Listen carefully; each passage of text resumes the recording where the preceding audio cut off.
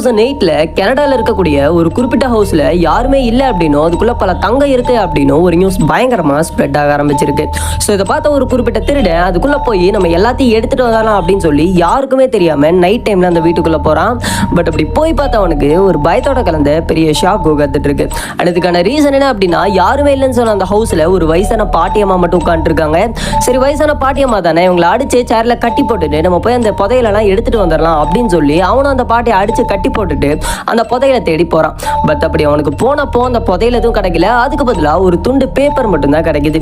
But அந்த பேப்பரை பார்த்து அவனுக்கு ஒரு பயத்தோட கலந்த பெரிய ஷாக் காத்துட்டு இருக்கு.